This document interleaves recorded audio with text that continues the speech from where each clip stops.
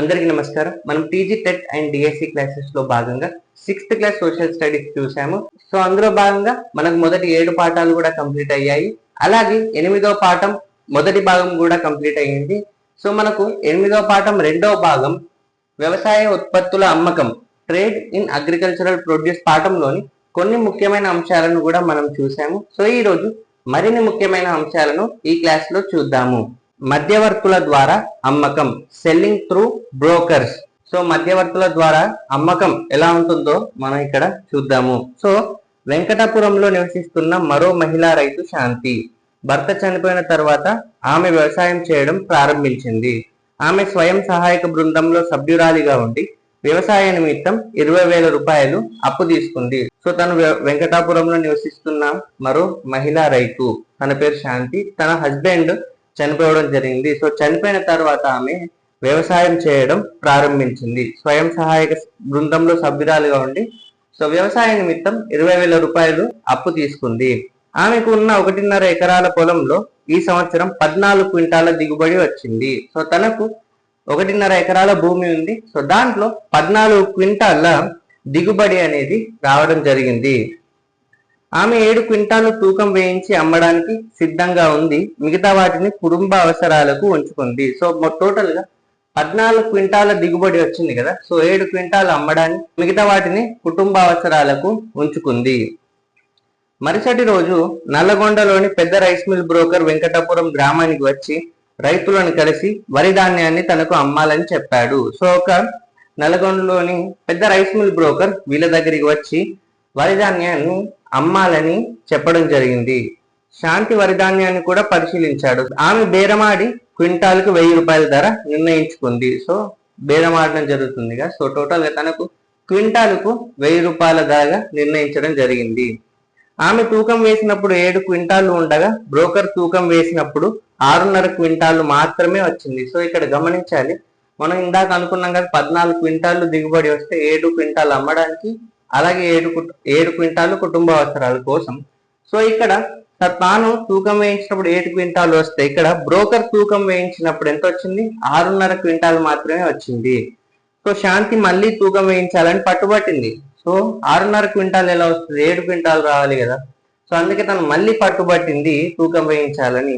స్వయం సహాయక బృందం సమక్షంలో తూకం వేయించగా 7 క్వింటాలు వచ్చాయి. సో మళ్ళీ ఇక్కడ స్వయం సహాయక బృందం ఉంటుంది కదా, సెల్ఫ్ హెల్ప్ గ్రూప్. సో వీళ్ళ సమక్షంలో తూకం వేయించినప్పుడు 7 క్వింటాలు వచ్చింది. అంటే ఇందాక ఏదో తప్పు జరిగినట్టే కదా. సో అక్కడ మనకి బ్రోకర్ తూకం వేయించినప్పుడు 6.5 క్వింటాలే ఎలా వస్తుంది? సో అక్కడ ఏదన్నా తప్పు జరిగి ఉండొచ్చు, తప్పుగా తూకం వేయించి ఉండొచ్చు కదా వాళ్ళు. సో అది మనం ఇక్కడ గమనించాలి. బ్రోకర్ వాళ్ళే. బ్రోకర్ వరి ధాన్యాన్ని తీసుకొని 15 రోజుల్లో డబ్బులు ఇస్తానని చెప్పాడు. ఓకే, వరి ధాన్యాన్ని తీసుకున్నాడు, 15 రోజుల్లో డబ్బులు ఇస్తా అని తను చెప్పడం జరిగింది. అతను 2 వారాల తర్వాత వచ్చి 6,825 రూపాయలు చెల్లించాడు. సో ఒరిజినల్ గా ఎంత చెల్లించాలి? ఆమె 1,000 రూపాయలు బేరం ఆడింది కదా. సో అంటే ఒక క్వింటాల్కి 1,000 రూపాయలు అన్నప్పుడు 7 క్వింటాలు అమ్ముతుంది. సో తనకి ఎంత రావాలి? 7,000 రూపాయలు రావాలి. కానీ ఇతడు 15 రోజుల్లో డబ్బులు ఇస్తా అన్నాడు కదా. సో వచ్చిన తర్వాత 6,825 రూపాయలు మాత్రమే ఇచ్చాడు. సో ఇంకా 175 రూపాయలు రావాలి కదా, టోటల్ 7,000. బట్ ఇచ్చింది 6,825. సో ఎందుకు 175 రూపాయలు తక్కువగా ఇచ్చాడంటే అతడు బ్రోకర్ ఛార్జీలకు గాను. సో ఇక్కడ మనం ఇక్కడ డిస్కస్ చేసాం మధ్యవర్తుల ద్వారా అమ్మకం ఎలా ఉంటుందని. సో తాను బ్రోకర్ కాబట్టి బ్రోకర్ ఛార్జీలు అనేది తీసుకున్నాడు. సో తాను ఏం తీసుకున్నాడు? బ్రోకర్ ఛార్జీలు అనేది తీసుకోవడం జరిగింది. సో బ్రోకర్ ఛార్జీలకు ఎంత ఉంటుందంటే క్వింటాల్కి 25 రూపాయలు. ఎంత? ఒక క్వింటాల్కి 25 రూపీస్. ఓకే, ఒక క్వింటాల్కి 25 రూపీస్ గా ఉంటుంది. సో టోటల్ 7 క్వింటాలు కదా. సో 7 క్వింటాల్ అన్నప్పుడు ఎంత? 175 రూపాయలు అవుతుంది. అంతేగా, ఒక క్వింటాల్కి 25 రూపాయలు అన్నప్పుడు 7 క్వింటాలకు 175 రూపాయలు ఈ బ్రోకర్ ఛార్జీలు పడుతుంది. సో అందుకే 7,000 రావాల్సి ఉంది కదా, తనకు 6,825 రూపాయలు తనకు వచ్చాయి. సో అతడు బ్రోకర్ ఛార్జీలకు గాను క్వింటాల్కి 25 రూపాయలు తీసుకున్నాడు. సో క్వింటాల్కి 25 రూపాయలు తీసుకున్నాడు. 7 క్వింటాలకి 175 రూపాయలు తీసుకోవడం జరిగింది. మేము శాంతిని కలిసి మీరు ఏ వర్తకుని దగ్గర అప్పు తీసుకోలేదు, మీరు వ్యవసాయ మార్కెట్ యార్డ్ లో ఎందుకు అమ్మడం లేదు అని అడిగాం. సో వీళ్ళు ఏం అడిగారంటే, మరి మీరు ఏ వర్తకుని దగ్గర అప్పు కూడా తీసుకోలేదు కదా, సో మరి మీరు డైరెక్ట్ అగ్రికల్చర్ మార్కెట్ యార్డ్, మనం ప్రీవియస్ క్లాసెస్ లో మనం మాట్లాడుకున్నాం కదా, AMY అగ్రికల్చర్ మార్కెట్ యార్డ్, వ్యవసాయ మార్కెట్ యార్డ్, మరి అక్కడే అమ్మొచ్చు కదా, ఎందుకు అమ్మడం లేదు అని వీళ్ళు ప్రశ్నించడం జరిగింది, అడగడం జరిగింది. సో ఇక్కడ తను ఏం చెప్పింది శాంతి అంటే, నల్లగొండ వెళ్ళడానికి ట్రాక్టర్ కిరాయి, ధాన్యాన్ని ట్రాక్టర్లు వేయడానికి దించడానికి డబ్బు చెల్లించాలి, రవాణా ఖర్చులకు అదనపు రేటు రాదు, పొలంలో పని ఉంటుంది కాబట్టి నేను నా కొడుకు సరుకు అమ్మడానికి 1-2 రోజులు గడపలేం, మేము అమ్మే చాలా తక్కువ, పెద్ద మొత్తంలో అమ్మే రైతులు మాత్రమే నల్లగొండ వెళ్తారు అని శాంతి చెప్పింది. సో ఇక్కడ వీళ్ళు అడిగారు కదా, మరి మీరే వ్యవసాయ మార్కెట్ యార్డ్ లో అమ్మచ్చు కదా అంటే, సో తానేమంటుంది, నల్గొండ వెళ్ళడానికి మీకు అక్కడ ట్రాక్టర్ కిరాయి కావాలి, ఓకే, ధాన్యాన్ని ట్రాక్టర్లు వేయడానికి అలాగే దించడానికి కూడా డబ్బులు అనేది చెల్లించాలి, అలాగే రవాణా ఖర్చులకు అదనపు రేట్ అనేది రాదు, పొలంలో పని ఉంటుంది కదా, సో వీళ్ళకి పొలంలో పని ఉంటుంది కాబట్టి సో శాంతి అలాగే తన కొడుకు కూడా సరుకు అమ్మడానికి 1-2 రోజులు అక్కడ గడపలేరు. సో వీళ్ళు అమ్మేది కూడా చాలా తక్కువ, పెద్ద మొత్తంలో అమ్మే రైతులు మాత్రమే నల్గొండ, బాగా పెద్ద మొత్తంలో అమ్ముతారు కదా రైతులు, పెద్ద మొత్తంలో అమ్మే రైతులు మాత్రమే నల్లగొండ వెళ్తారు. చాలా మంది రైతులు మార్కెట్ యార్డ్ లో 1100 నుంచి 1150 రూపాయల వరకు అమ్ముకుంటున్నారు, ఎక్కువ ధర చెల్లించమని రైస్ మిల్లర్లని మీరు ఎందుకు అడగరని మేము అడిగాం. సో వీళ్ళు అక్కడికి వెళ్ళిన వాళ్ళు ఏమడుగుతున్నారంటే, చాలా మంది రైతులు మార్కెట్ యార్డ్ లో, సో అక్కడ మనం చూసాం కదా 1100 నుంచి 1150 వరకు వస్తుంది ఒక క్వింటాల్ కని, సో మరి రైస్ మిల్లర్లని ఇక్కడ ఎక్కువ ధర చెల్లించని అడగచ్చు కదా, సో తనకెంత పడింది, శాంతికి 1000 రూపాయల క్వింటాల్ పడింది, మార్కెట్ లో అక్కడ వ్యవసాయ మార్కెట్ యార్డ్ లో 1100 నుంచి 1150 వస్తుంది, మరి మీరే ఇక్కడ అడగవచ్చు కదా రైస్ మిల్లర్లని ఎక్కువ చెల్లించామని అని వీళ్ళు అడగడం జరిగింది.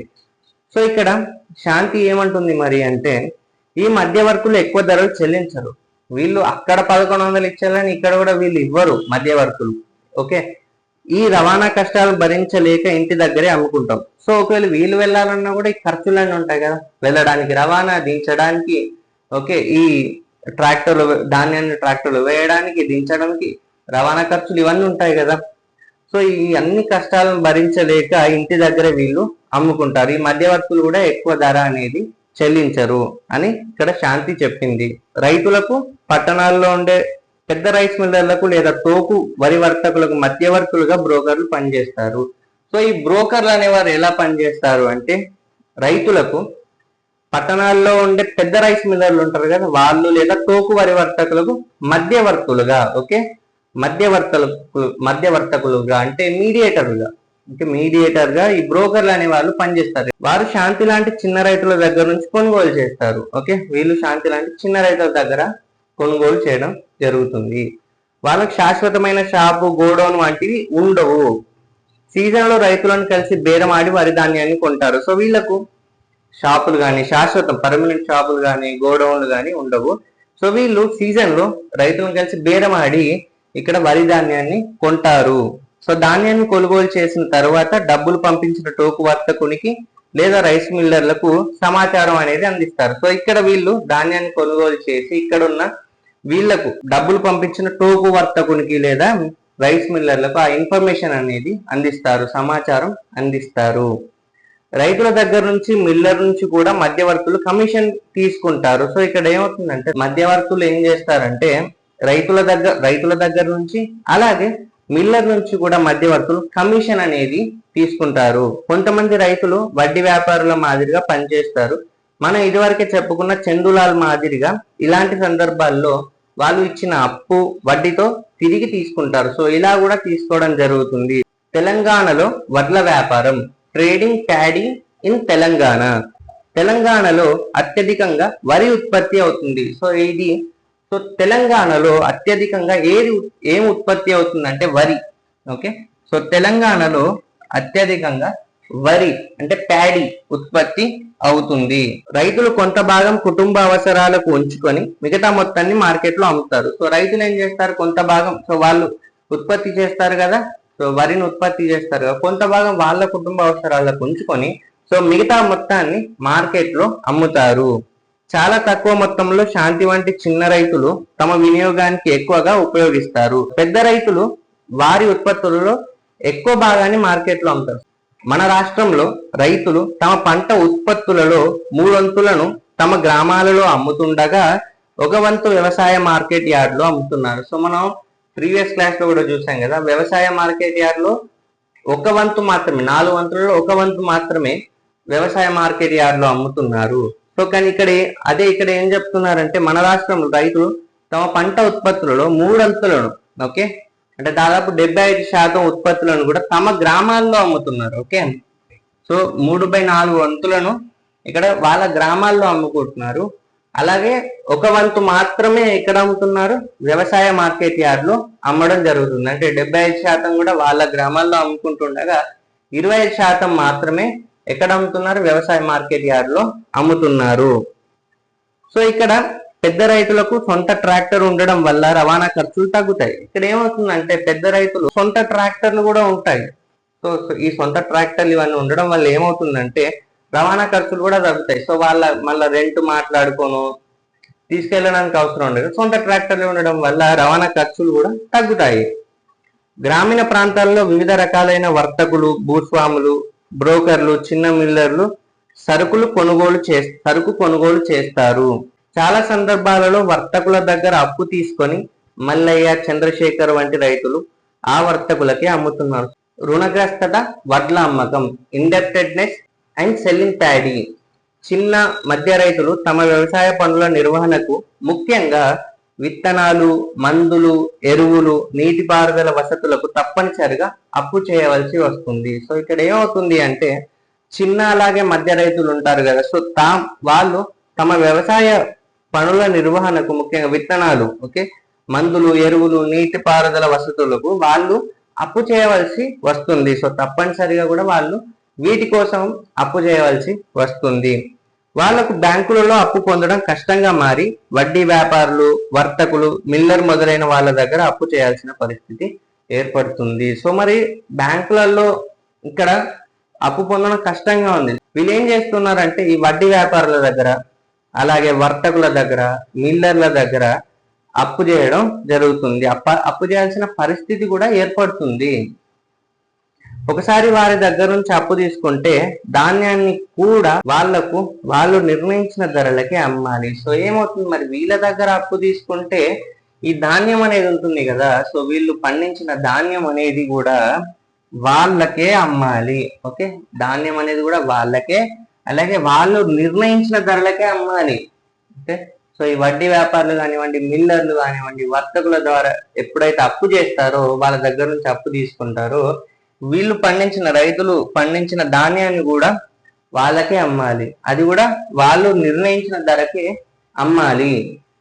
సో ఇక్కడ వరి వర్తకులు తక్కువ ధరలు నిర్ణయించడమే కాకుండా తప్పుడు తూకాలు. సో మరి ఏం చేస్తారు, వరి వర్తకులు తక్కువ ధరగా నిర్ణయిస్తారు. ఇక వాళ్ళ లాభం చూసుకుని వాళ్ళు తక్కువ ధరలు నిర్ణయిస్తారు. అదే కాకుండా తప్పుడు తూకాలు, ఇతర మార్గాల ద్వారా రైతులను దోచుకుంటున్నారు.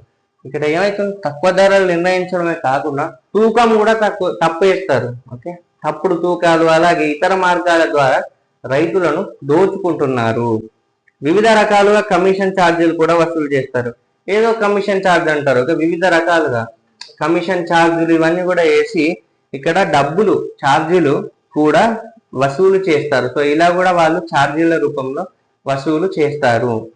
వీరిలో చాలా మంది రైతులకు అమ్మిన సరుకుల డబ్బులు చెల్లింపులలో ఆలస్యం జరుగుతుంది. సో ఇక్కడ ఏమవుతుంది, వీరిలో చాలా మంది రైతులకు అమ్మిన సరుకుల డబ్బులు చెల్లింపులో, సో సరుకులు అమ్ముతారు కదా, సో మరి డబ్బులు రావాలి కదా, డబ్బులు చెల్లింపులలో కూడా ఆలస్యం అనేది జరుగుతుంది.